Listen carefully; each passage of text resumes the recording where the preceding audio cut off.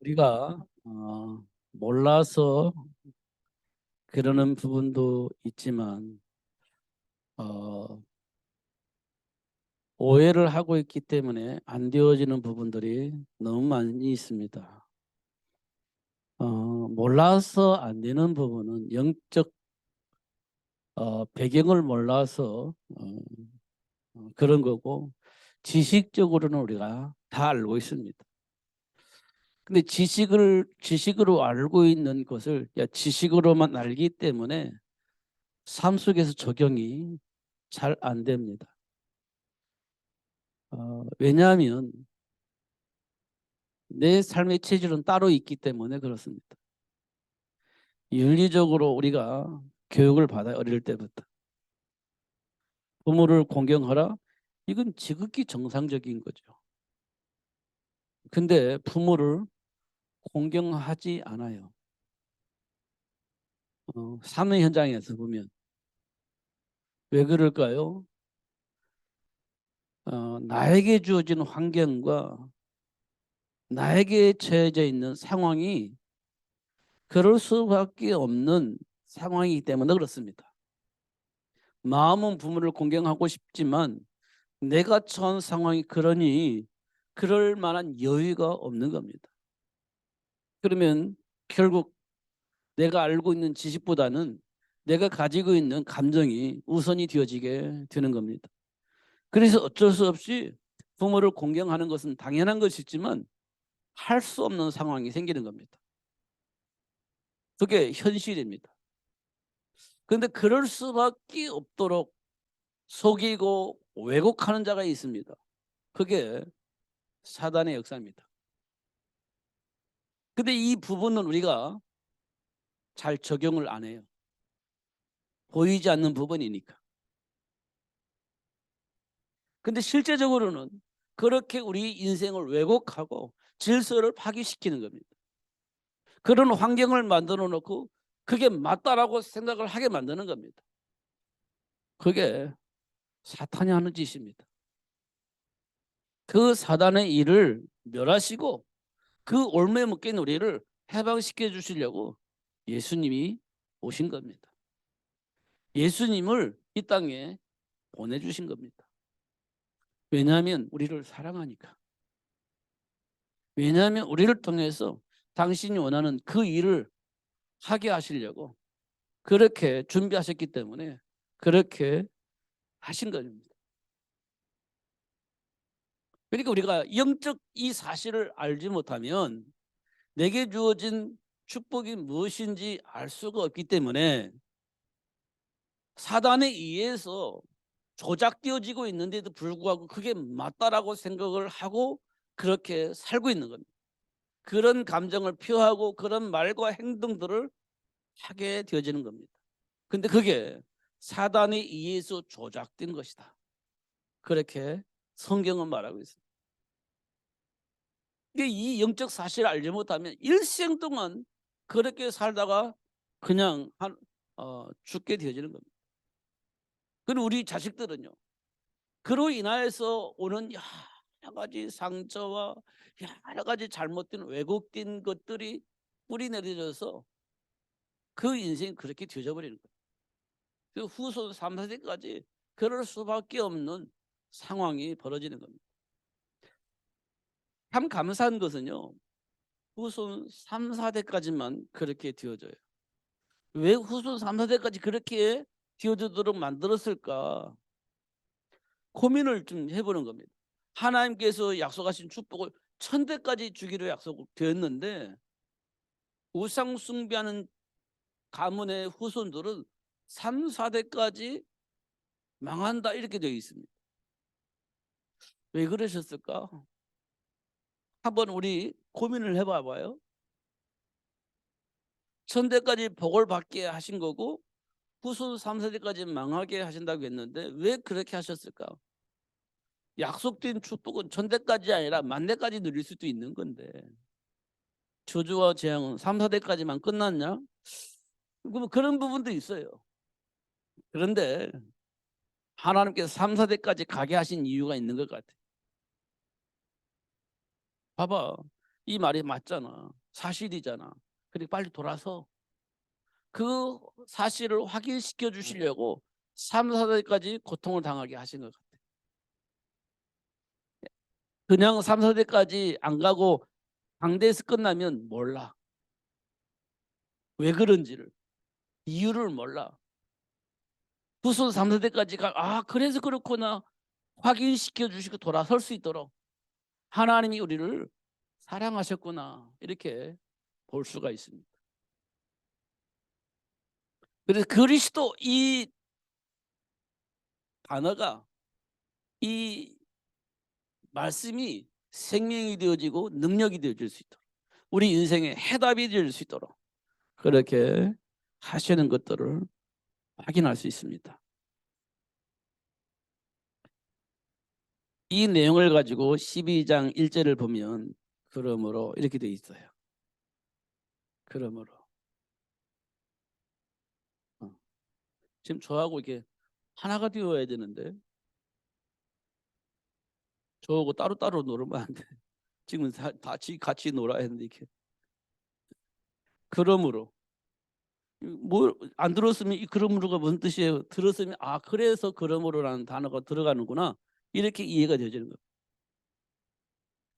형제들아 내가 하나님의 모든 자비하심으로 너희를 권하노니 너희 몸을 하나님이 기뻐하시는 거룩한 산 제물로 드리라.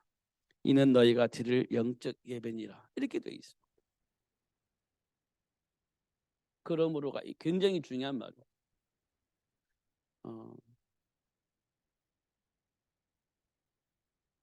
3세대까지 망할 수밖에 없다는 사실을 드러냈습니다.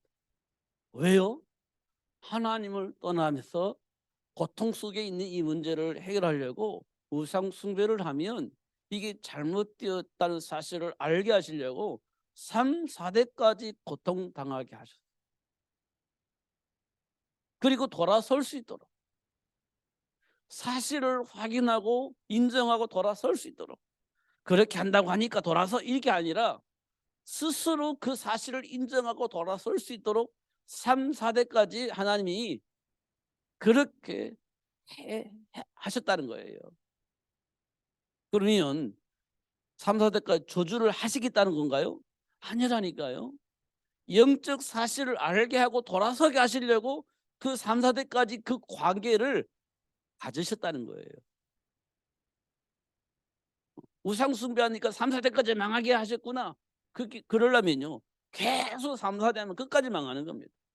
근데 3, 4대까지 이 말은 그렇게 하시고 돌아설 수 있도록 그리고 이 세상 모든 사람이 복을 받게 하시려고 그렇게 하셨다. 이렇게 말씀하고 있습니다. 그러므로 이제 하나님 앞에 산 제물을 드려라. 산 제물을 드려라. 그게 첫 번째 드려진 것이 가인과 아벨 사건이에요. 가인과 아벨 사건. 가인은 정성을 드렸습니다. 뭐 아벨은 정성을 안 드렸냐? 그건 아니에요. 그런데 하나님이 주신 언약 속에서 피 제사가 있는 겁니다. 이게 아무리 정성을 들여서 드려도 피 제사가 없으면 의미가 없는 겁니다. 왜냐? 하나님이 약속하셨어요. 내가 한 이 약속을 믿거들랑 피 제사를 드려라. 이렇게 되어 있습니다. 하나님이 약속한 거, 하나님 원하신 거 뭐냐면 내가 약속하신 그 약속을 정말 믿는다면 피를 가지고 나와. 이렇게 얘기를 한 겁니다. 그런데 가인은 자기가 가지고 있는 모든 것을 다 동원하여서 최선을 다해서 정성을 다하여서 하나님께 곡식을 가지고 나온 거예요. 그러면 나는 내가 할 수 있는 모든 걸 다 하여서 하나님께 가지고 온 거죠. 하나님 안 받으시겠어요? 나의 모든 것을 다 하여서 최선을 다해서 정성을 다하여서 하나님께 가져왔는데 하나님 받으셔야지. 근데 안 받으신 거예요. 왜냐하면 약속하고 다른 거예요. 하나님은 피를 원하셨는데 나는 내 안에 있는 모든 걸 다해 정성을 가지고 온 거예요. 그거 상관없는 거예요. 아벨은 그렇게 하지 않았다는 말이 아니라 약속하신 대로 피를 가지고 나오신 겁니다. 그 하나님께서 아벨의 제사는 받으시겠지. 왜냐 약속된 거니까. 근데 우리가 교회에서 시험 드는 이유가 뭐래요? 하나님이 원하시는 것 가지고 오지 않고 내 안에 있는 정성을 다해서 최선을 다해서 믿음을 다해서 온 겁니다. 근데 하나님이 안 받으셔. 반응이 없으셔. 왜 그럴까요? 하나님이신 언약과 나의 관계가 지금 어떻게 연결되어져 있는지를 확인해 볼 필요가 있는 겁니다. 교회에서 시험 당하는 이유는 내가 나름대로 최선을 다했는데 나에게는 왜 이래요? 하나님과 안 맞아서 그래요. 하나님과 맞으면 전혀 문제가 될 게 없습니다. 가인과 아벨 사건을 통해서 우리가 확인할 수 있는 부분이에요. 시험 들 일이 없어요. 하나님이 주신 언약 안에서 보면 응답이 오니까. 근데 시험 드는 이유는 하나님 주신 언약 안에서 내가 신앙생활을 하지 않기 때문에 그렇습니다. 그걸 하나님께서 우리에게 삶 속에서 드러내 주시는 거예요. 반응을 하잖아요. 가인, 왜 하나님 내 예배를 안 받으세요? 반응이 나오지 않습니까? 그럼 우리가 점검을 해야지. 하나님 말씀, 하나님께서 뭘 원하셨는지 점검을 해야 될 거 아닙니까? 지금 어떤 것을 언약으로 주셨는데 지금 그 언약이 나와 무슨 상관이 있는가? 지금 내 예배가 무슨 상관이 있는가? 점검을 해야 되지 않습니까? 근데 점검 안 해요. 기분 나쁜 겁니다. 그래서 지금 반응을 하는 겁니다. 그게 가인의 모습이에요. 그래서 삶 속에서요. 어떻게 되겠어요? 답이 없으니까. 하나님 준비한 축복을 누릴 수가 없으니까. 최선을 다해서 살았겠죠. 최선을 다해서. 그런데 뭐 마음이 안 편안한 겁니다. 마음 편하질 않아요. 그러니까 막 또 여러 가지 반응을 했겠죠. 근데 아벨은요. 늘 편안한 겁니다. 늘 행복하게 사는 거예요. 그러니까 막 신경질 납니다. 놀부와 홍부처럼 신경질 나는 거예요. 그걸 어떻게 해요? 가인을 죽입니다. 가인이 아벨을 죽입니다. 너무 화가 나니까. 놀부가 홍보에 그렇게 힘들게 했던 것처럼 힘들게 해버린 거예요. 그러다가 죽여버린 거예요. 그게 하나님과 상관이 없는 사람들에게 나타난 것들. 요즘 뉴스를 보니까요. 좀 고통스러워요. 정말 고통스럽습니다. 사람을 죽이는 것을 너무 쉽게 생각을 합니다. 요즘 뉴스 보니까요. 이런 그 뭐 이기영입니까? 김기영인가 그 친구가 이런 얘기를 했다는 거 아닙니까? 돈을 줄 테니까 사람 죽일 수 있어? 이렇게 얘기를 했다는 거 아닙니까? 처음 만나는 사람에게 술 사주면서 밥 사주면서 내가 돈이 많이 생겼는데 막 이렇게 막 대접을 하면서 그러다가 어느 날 술을 먹고 야, 너 사람 죽일 수 있어? 내가 돈 얼마든지 줄 테니까 이런 얘기 했다는 거 아닙니까? 그러니까 이 사람 정신 번쩍 나가지고 이 사람은 이상하다고 이제 갔는데 도망갔겠죠. 이상한 사람이라고 생각하고. 근데 얼마 있다가 사람 살인 사건이 일어났다는 거 아닙니까?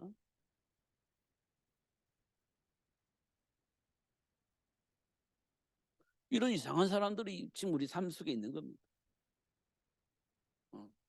그리고 자꾸 이제 폭행범들이 이제 감옥에 갔다 나오니까 살 데가 없어요. 나 그 사람들 같이 안 살아요. 여기 들어오면 안 돼. 우리 동네에 오면 안 돼. 이런 사람이 너무 많은 겁니다. 그럼 어디 이 사람 어디 살아야 되는데 살 데가 없는 겁니다. 이런 세상이 되어져 버리고 이런 세상이 되어 있는. 그러면 이런 일들이 왜 일어납니까? 물어보면 답이 없지. 답이 없습니다. 무슨 답이 있습니까? 없지요. 근데 알고 보니까 그 배경에 사단이 있는 겁니다. 우리 정신 세계를 지배하고 있는 영적 세계가 있는데 그 영적 세계를 사단이 지배하고 있고 그 영적 세계를 지배하는 사단이 우리 인간의 정신 세계를 지배하는 거예요. 그러니까 사단이 시키는 대로 할 수밖에 없는 삶이 우리 삶 속에 나오는 겁니다. 그러니까 뭐 정신 세계를 지배하는 사단이 우리에게 시키는 대로 말도 막 하고 행동도 막 하고 질서도 없고 막 파기되어질 수밖에 없는 행동을 하는데 그게 왜 나에게서 나오는지도 몰라. 그런 말과 행동들을 내가 왜 하는지도 몰라. 그냥 나도 모르게 무의식 속에 당연히 하는 것처럼 하고 사는 겁니다.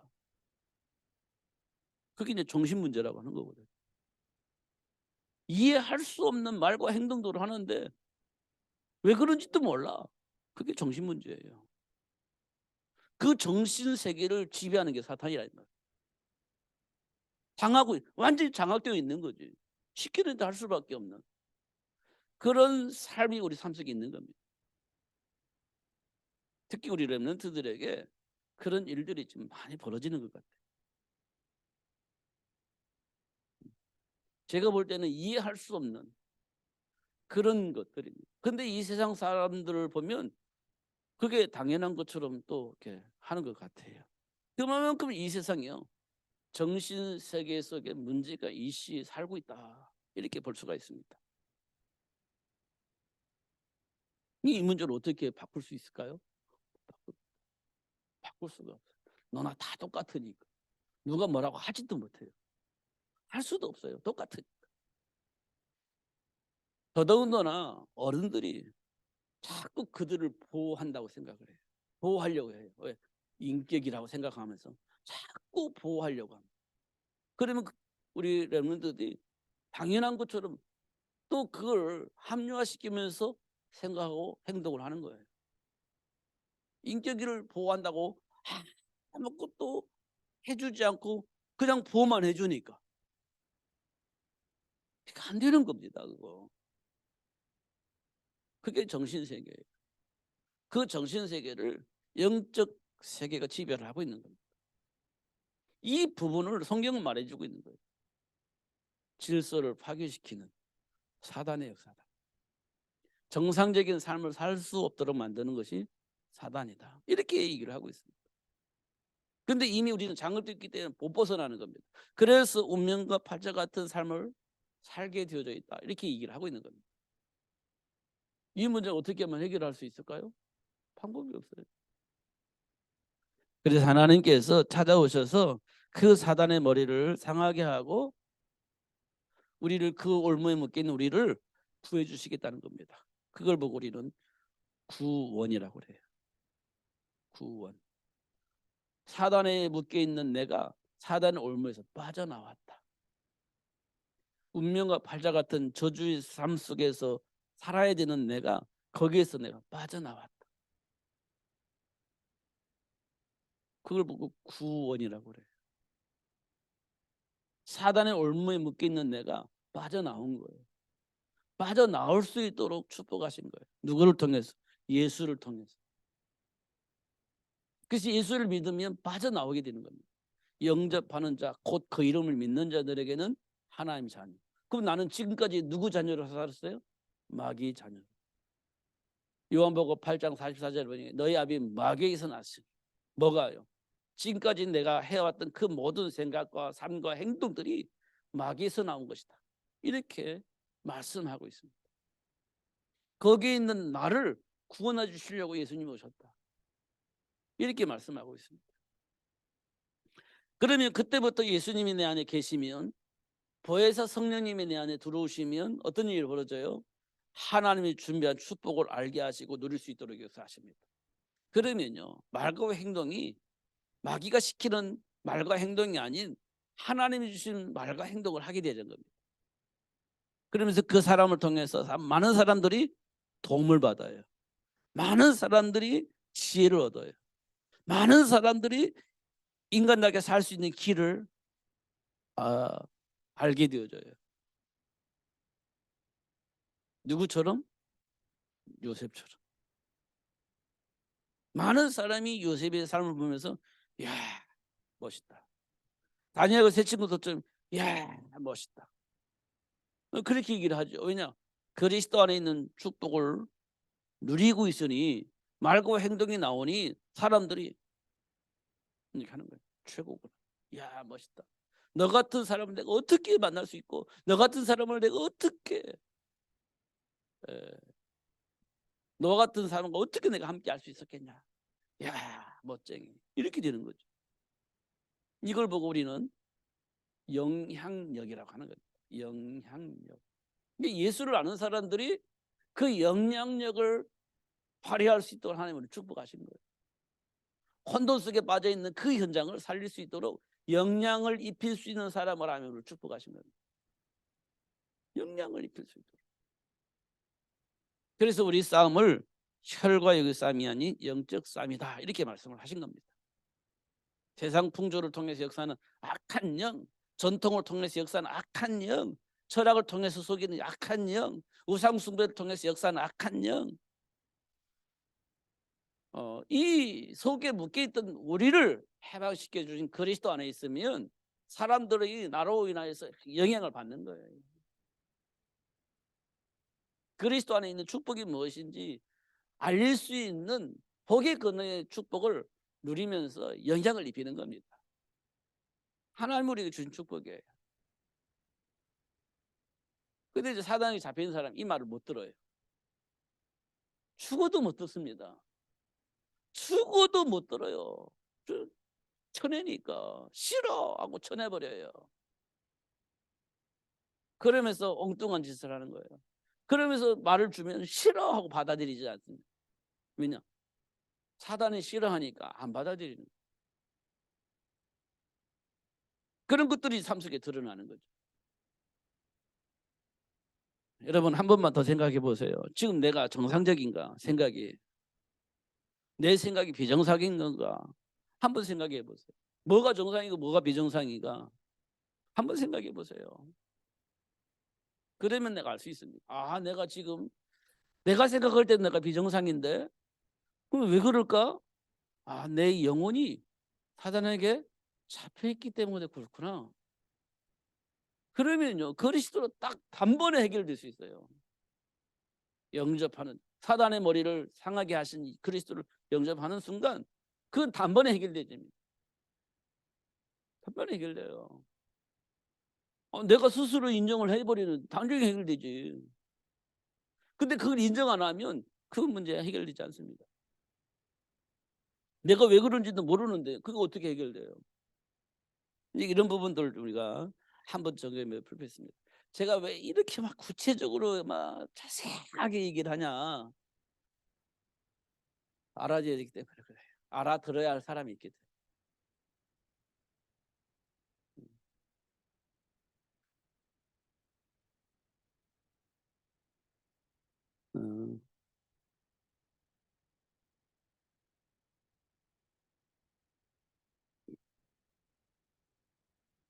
그래서 오늘 1절에 보면 너희 몸을 하나님이 기뻐하시는 거룩한 산 제물로 드리라, 이렇게 돼 있어.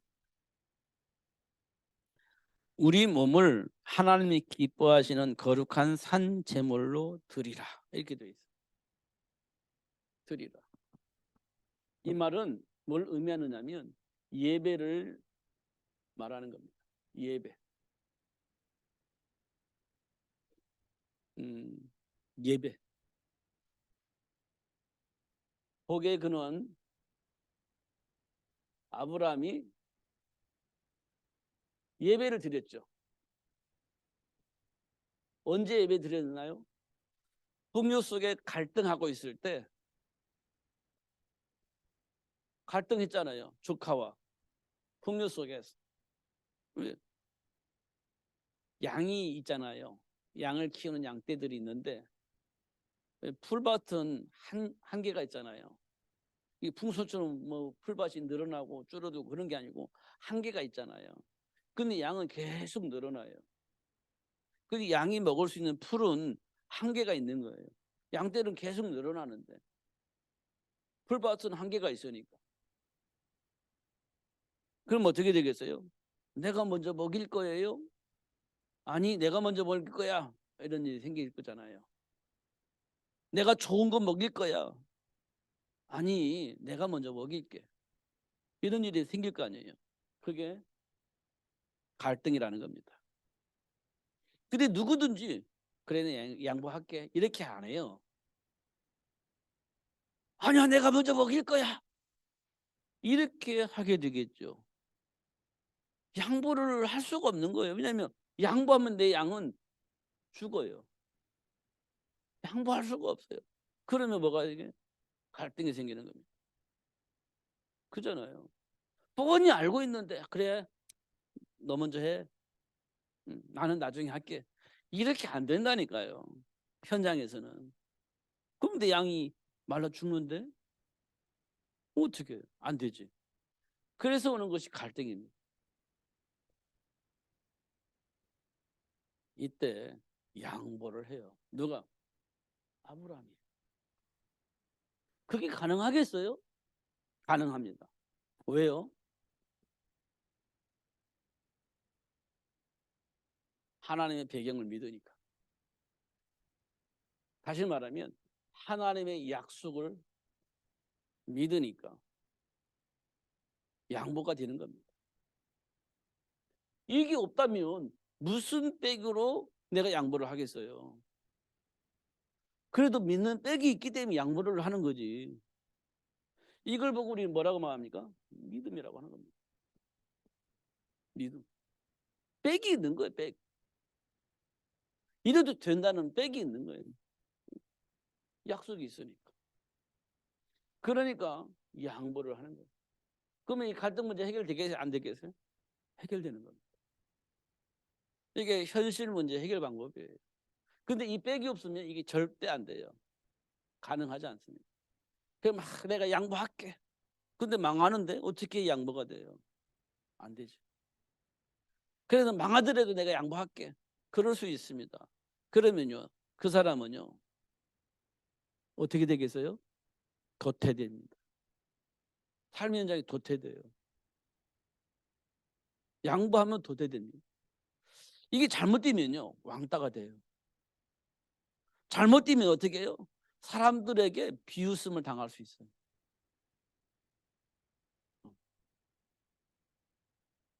그래서 이게 안 되는 거예요. 이게 배경이 있으면 이게 가능한 거예요. 그러니까 아브라함이 다 그런 거예요. 그러면서 뭐 했습니까? 양보하고 아브라함은 하나님께 예배했죠. 이때부터 아브라함은 하나님께서 복을 받아요. 하나님께로부터 복을 받아요. 318명의 가병을 거느릴 수 있을 만큼 복을 받아요. 하나님의 배경 속에서 하나님이 주신 축복을 누릴 수 있게 되어지는 거예요. 이때부터 하나님께서 아브라함을 복의 근원이 되어지게 하셨는데 누구도 아브라함을 무시하지 않습니다. 도움이 필요할 때 아브라함을 통해서 도움을 요청을 해요. 그렇게 하나님 만드셨어요. 복의 근원. 그때 처음에 테스트가 갈등이에요.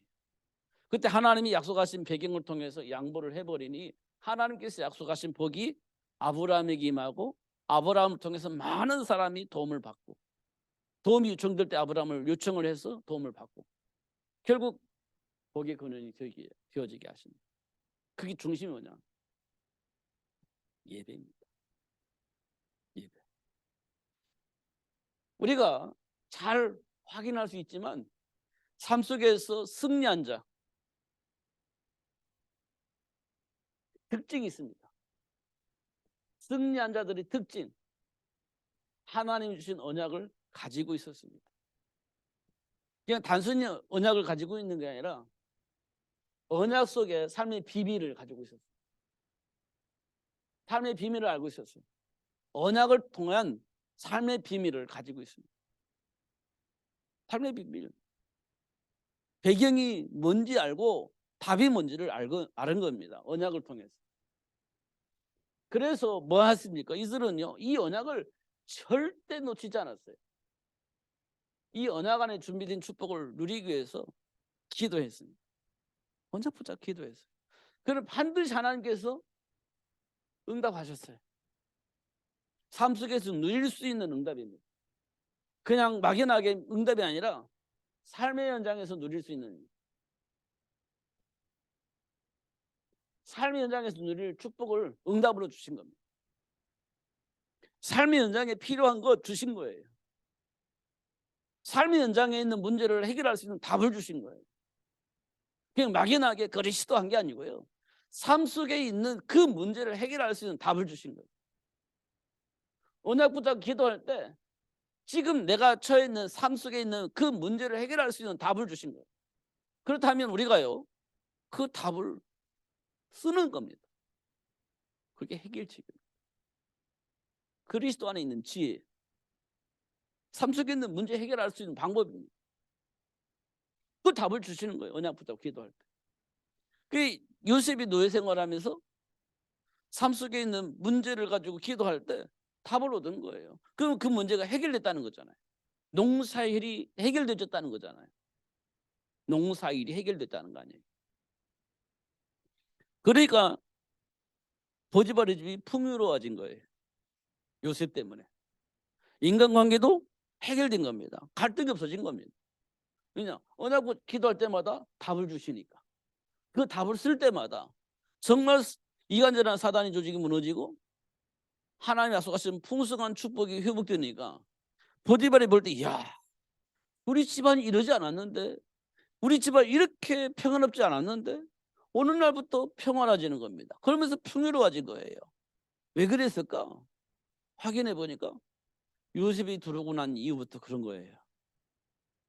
요셉이 들어오고부터 그런 일이 벌어진 겁니다. 그러니까 보디발이요, 도대체 요셉이 뭐가 있나 살펴본 겁니다. 보니까 기도하는 사람이야. 야, 하나님을 믿는 사람이야. 확인된 거지 않습니까? 성경에 기록되어 있으니까. 야, 네가 믿는 하나님이 참 하나님이구나. 이렇게 말할 수 있을 만큼 복을 받은 거예요. 그게 비밀이에요. 언약 붙잡고 기도할 때 삶 속에 문제를 해결할 수 있는 답을 하나님께로 받은 거예요. 그래서 형통하게 되는 거예요. 이렇게 되는 거예요. 언약 붙잡고 기도했어요. 언약 붙잡고. 삶의 현장 속에 있는 그 승리한 자의 특징입니다. 이거 했어요. 다니엘과 세 친구들 분명히 그렇게 했습니다. 근데 우리는 대부분은 기도보다는 뭐 해요? 감정적인 대립을 먼저 하죠. 내가 가지고 있는 상식으로 대립을 하는 겁니다. 영적 싸움이기보다는 혈과 육의 싸움을 하는 거예요. 그러면 해결될 것 같으니까. 문제가 바로 그런 것이기 때문에 그 문제 해결하려면 그렇게 해야 된다고 생각을 하기 때문에 대립을 하는 겁니다. 그러면요, 힘 있는 자가 이기는 것처럼 보이지만 결국 어느 날 삶의 문제는 해결되지 않습니다. 또 생겨요. 또 발생합니다. 정말 해결하려면 어떻게 돼요? 언약 붙잡고 기도하고 삶의 문제의 배경과 그 문제를 해결할 수 있는 답을 얻는 것이 굉장히 중요합니다. 다니엘과 세 친구들이 그랬습니다.